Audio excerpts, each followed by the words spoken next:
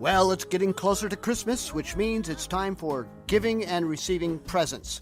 So I'm titling this episode, Podcast Presents. I've been podcasting now for almost 6 months, can you believe it? And I thought it might be a fun idea to call all of the guests that I've had on the show so far to ask them to tell us what other podcasts they listen to, besides this one, of course, that they might share with us. So stay tuned, and perhaps you'll hear about some other small good thing.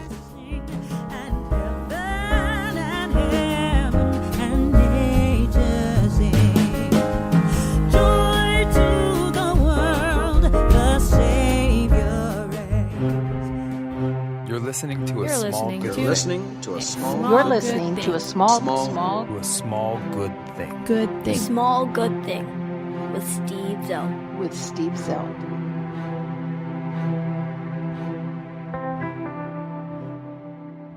I don't believe a democracy's wars should be fought by its most impoverished or least advantaged citizens.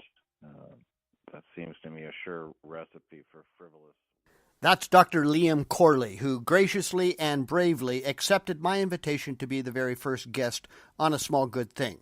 I spoke to him over the 4th of July weekend last year, or rather this year. If you haven't heard him, I think you should.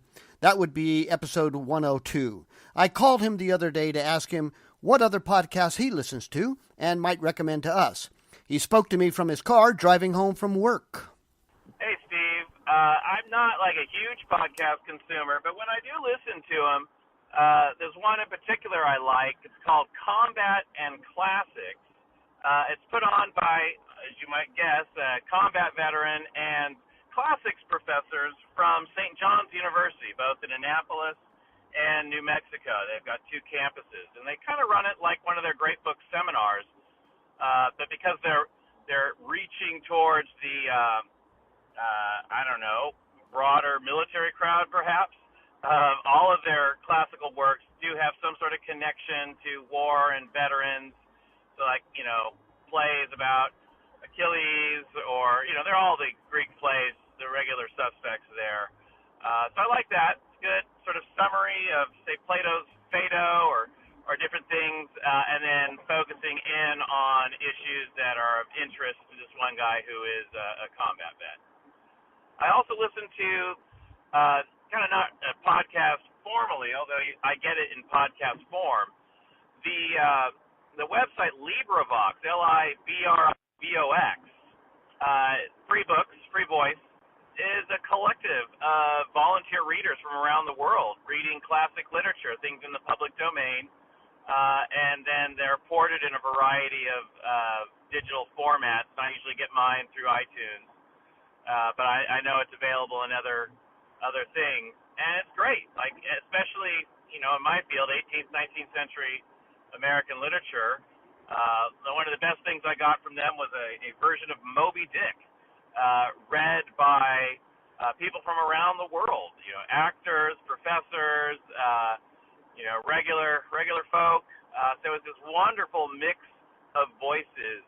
Each reading a chapter of that great classic, and hearing all the accents and men and women really brought to life sort of the internal diversity of that text. Dr. Corley, Merry Christmas to you and your family, and I hope that maybe down the road we'll be able to do another show again. Sounds great, Steve. Merry Christmas to you and yours as well.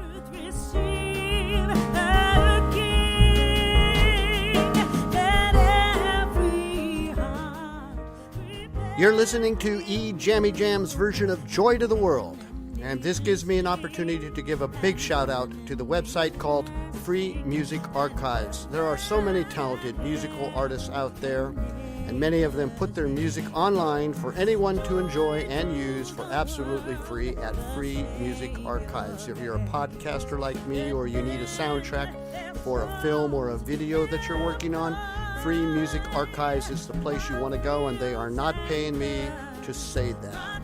You'll find their website in the show notes attached.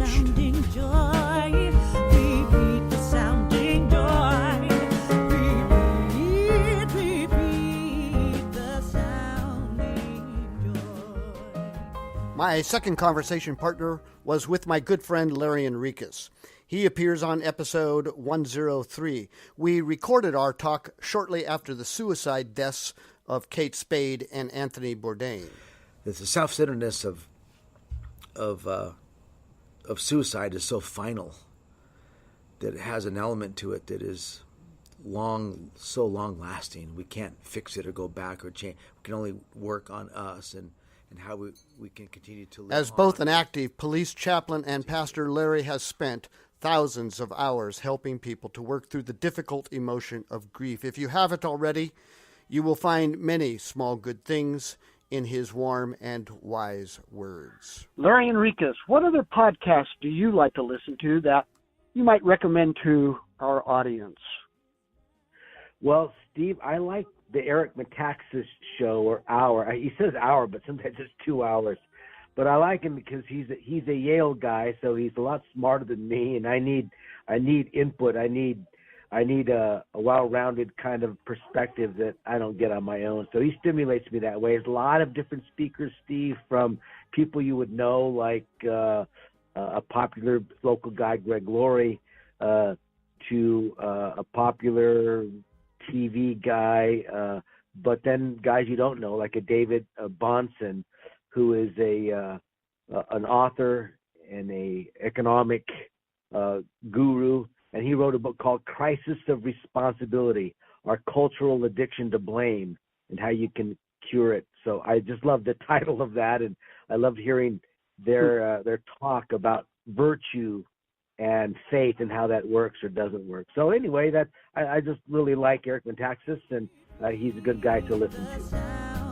Fantastic. Thank you, Larry. Have a Merry Christmas. I hope we can do another show together down the road. You bet, buddy. Looking forward to it. Talk to you next Merry time. Christmas, Steve. You bet.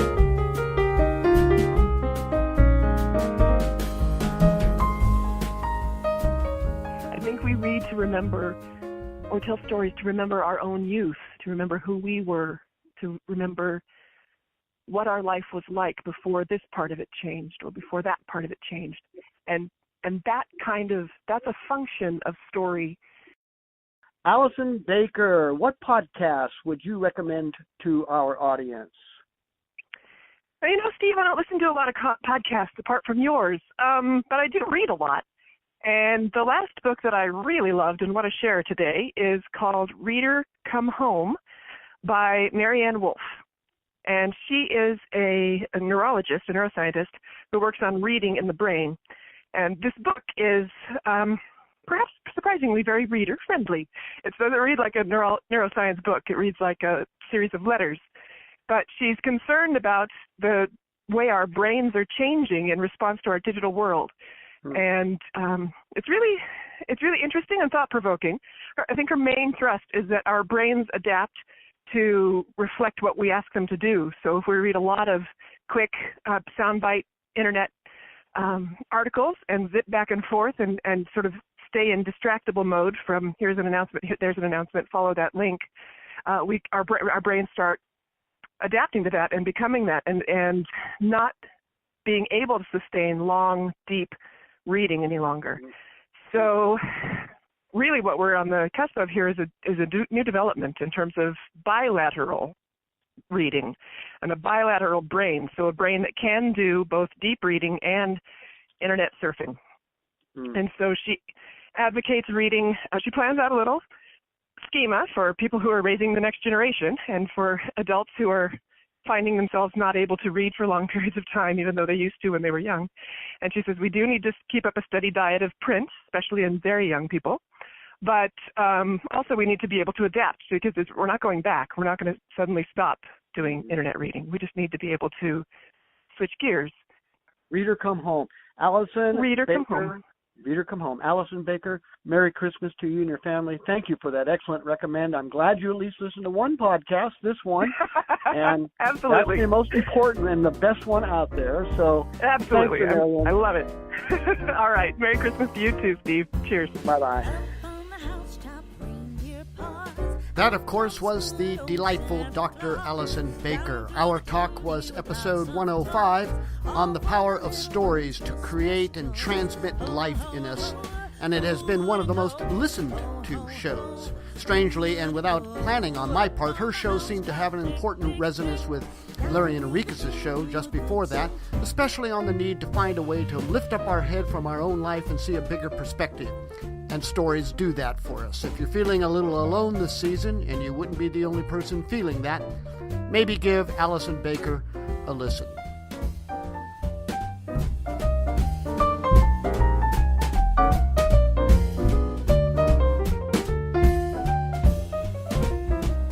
In episode 106, I did a longer show with two of my former college cohorts from Cal Poly Pomona, Andrew Cochran and Ryan Saracani.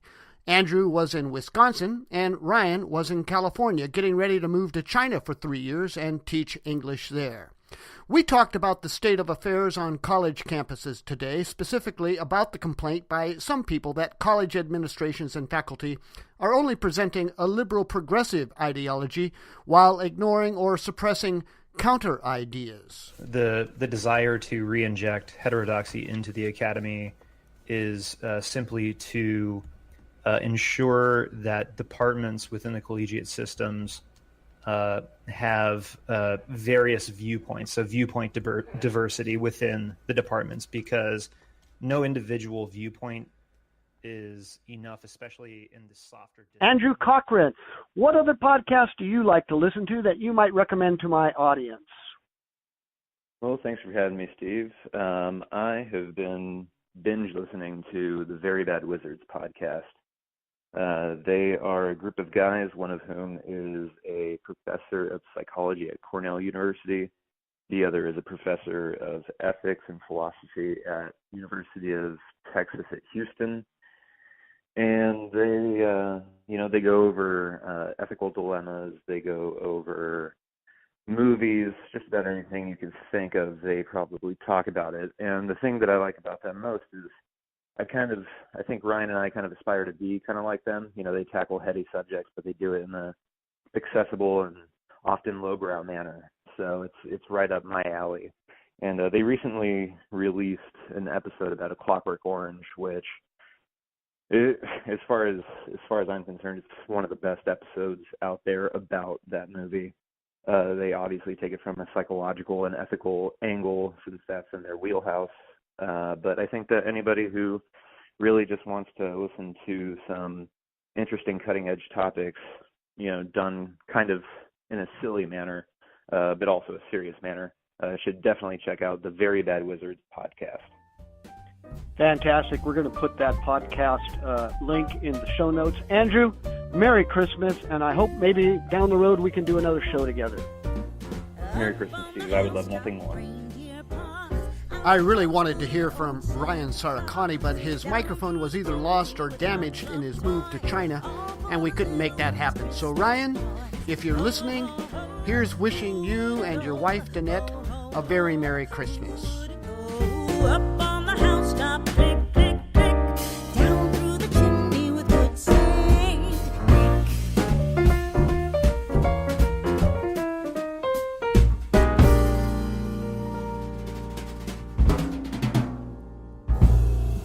That's more music from E's Jammy Jam. You know, about 1/3 to 1/2 of you are listening to this podcast on a computer, a desktop computer or laptop computer, which is great. Keep doing that. But if that's you, I just want to let you know that you can take the podcast with you on your phone if you want to, so you don't have to be near a wireless connection to listen.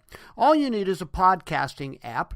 If you have an iPhone, you can easily use the Apple Podcast app.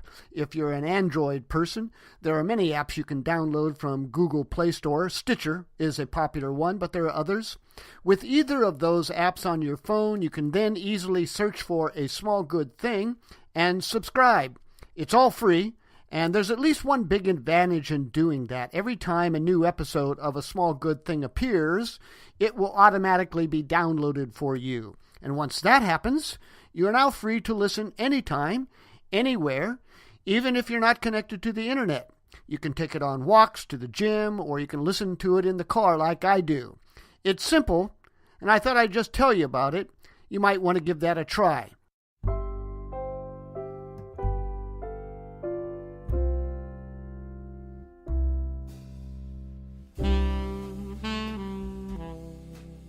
On episode 107, I got to talk to Greg Emilio about the movie Patterson, and also about the importance of listening to and following the vocation, the voice that calls you to your own life. I've had several listeners write to me to say that they watched the movie because of our talk, and they were happy that they did.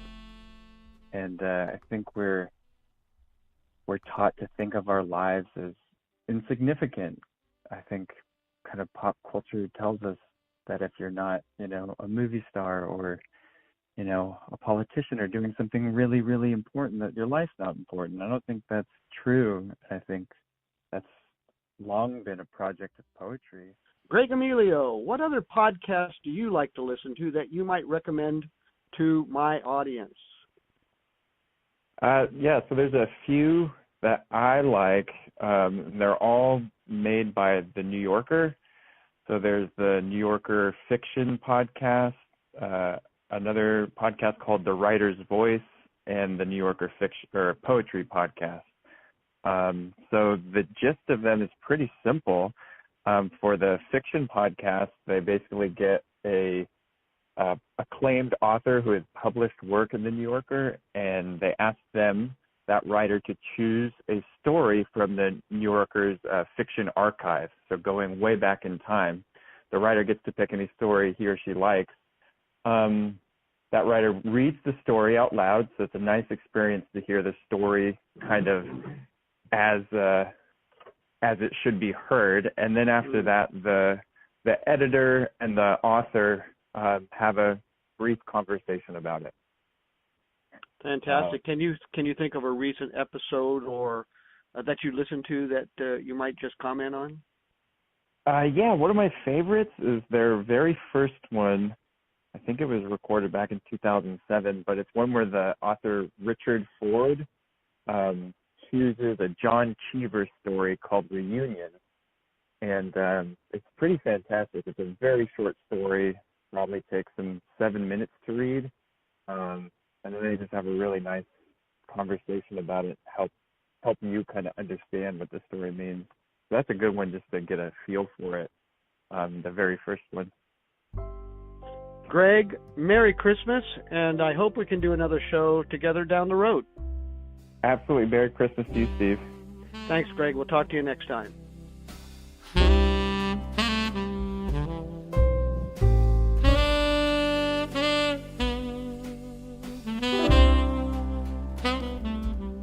The latest two episodes of this program, 108 and 109, featured my friend Donna Burns. The first show, you might say, was about Donna, and the second show about the Madonna. That is, in the second episode, we talked together about Mary, the mother of Jesus, and how her faith led her into an extraordinary life. But in the first episode, Donna talked about her own Christian convictions and how they led her over time, for example, to switch from the Republican to the Democratic Party. I was attracted to the concern for justice, systems of justice, and the poor that I was hearing from the Democrat side. And I was repelled by the more strident, it seemed to be increasingly strident voices from the right, particularly after the late 70s when the moral majority really rose up and started associating white evangelicals with right-wing What podcast do you listen to? What's it about? What do you like about it? And maybe give us an example of a recent episode you've heard. One of my favorites is Alan Alda, Clear and Vivid. He spends about an hour in a studio with his guests, and he focuses on how we can communicate with empathy. That's a theme that comes out a lot. He talks to people about their life. Sometimes a guest might have a particular big issue that has in some ways defined them. For example, recently he had Michael J. Fox on, and Parkinson's disease was a big part of the conversation, but that's not all it was about. And the pacing is nice because he doesn't use any script. He goes in without it. He's prepared, but he goes in without a script, and the conversation really might take off in a direction he didn't expect because he'll just follow up with whatever somebody answered. He'll follow that up. So it's a pleasant conversation. It's always uplifting, and there's a variety of guests that go on because he's Alan Alda. They're always famous people, which kind of makes it interesting too, because of usually people are famous for a good reason. So that kind of adds to the interest. Thank you so much, Donna. Happy New Year. Happy New Year to you. Have a good one. Silent night, holy night, all is calm, You know, I've enjoyed doing these podcasts immensely these last 6 months, particularly because of these people that you've been listening to. And I'm grateful for their willingness to be on the show, but I'm even more grateful that I've had the good fortune to know them. And I'm also grateful for those of you who have been listening in, those of you that have taken the time to write a little note of encouragement, or you left a short review on iTunes or YouTube. Thank you so much. If you haven't done so already and you would like to support the podcast, you can rate the show. I'm asking that you give it either a 1-star or 5-star rating, preferably a 5-star rating, of course. But in other words, no 2 or 3 or 4 stars, 1 or 5 for me. And as for myself and what podcast I like to listen to, well, I like to listen to The Great Books recently. It's the Great Books podcast put on by the National Review. Each week, the host talks to somebody about a particular great book. You have the old classics in there, like Moby Dick and Plato or Emily Dickinson and so forth. But there are modern great books that are included. I heard an episode with a delightful guest, whose name I can't remember now, talk about Walker Percy's book, The Moviegoer. He wrote that in 1961. I had read that book about 10 years ago, and it's been on my shelf ever since. But after I heard that interview, I reread it last month, and I enjoyed it so much more. And I just also heard a show on All the King's Men by Robert Penn Warren, and I'm reading that now. And all I can say about that is, wow, what a writer. You know, I think the best books are the ones that you read, and after you've finished, you feel like you know more about what it means to be part of the human race, the sadness and the goodness of it, and how maybe you've contributed to both of those things yourself. In other words, I think a great book helps us to learn humility. And that's more than a small good thing.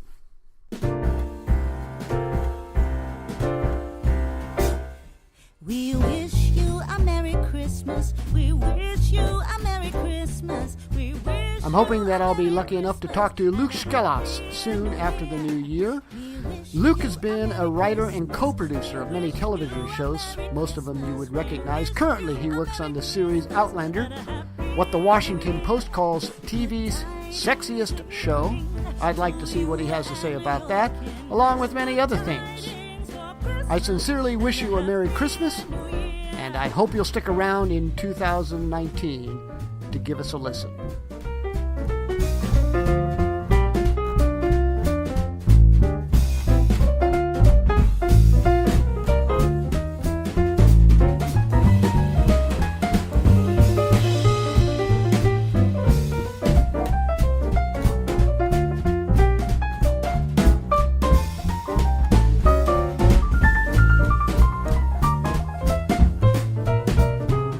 Oh, bring us a figgy pudding.